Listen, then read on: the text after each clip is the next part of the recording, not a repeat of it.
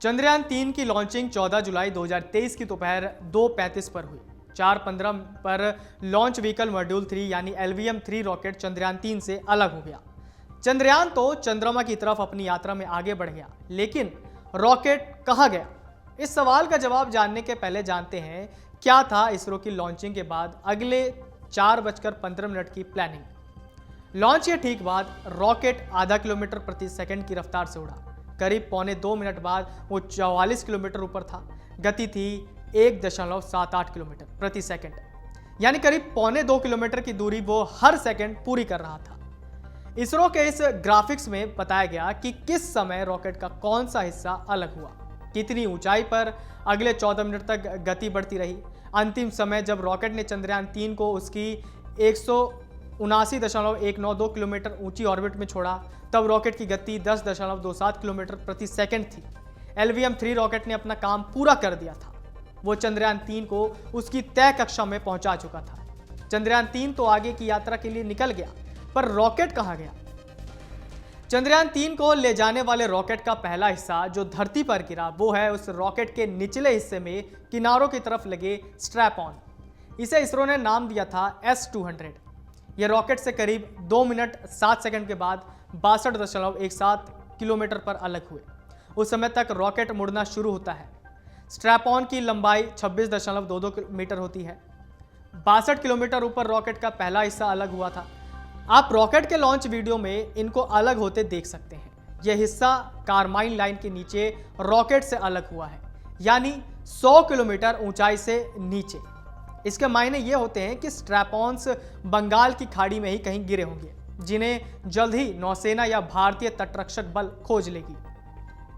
यह रॉकेट का सबसे ऊपरी हिस्सा होता है, जिसके अंदर चंद्रयान-3 रखा था। इसे कहते हैं पेलोड फेयरिंग यानी PLF सेपरेशन।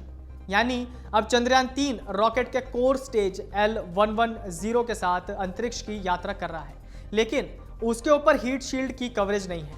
ये 114 किलोमीटर ऊपर अलग हुआ, यानी कारमाइन लाइन से ऊपर अंतरिक्ष में। सैटेलाइट के ऊपर की हीट शील्ड अलग होती हुई दिख रही है। यह ऑनबोर्ड कैमरे की रिकॉर्डिंग है।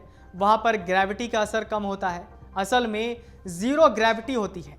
चीजें अंतरिक्ष में तैरती रहती हैं। वो बाद में धीरे धीरे धरती की ग्रेविटी में फंसकर वायुमंडल पार करके धरती पर किसी जगह गिरती है। वैसे वायुमंडल पार करते ही आधे से ज्यादा ये जलकर खाक हो चुकी होती है। ये रॉकेट का लिक्विड स्टेज इंजन है, जिसे L110 कहते हैं। रॉकेट का मुख्य इंजन है। इसने चंद्रयान-3 को 175 किलोमीटर की ऊंचाई पर पहुंचाकर छोड़ दिया। इस समय रॉकेट को लॉन्च हुए करीब 5 मिनट हो चुके थे।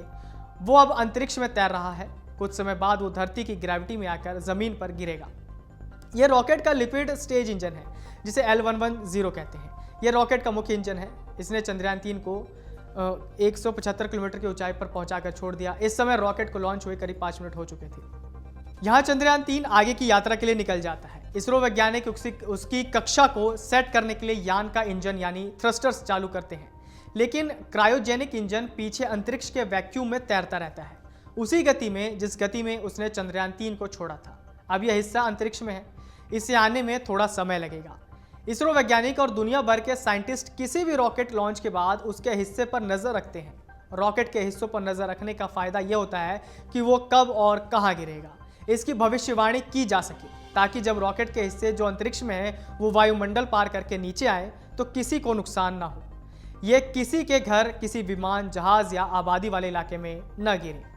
अमर उजाला अब आपके टीवी पर भी।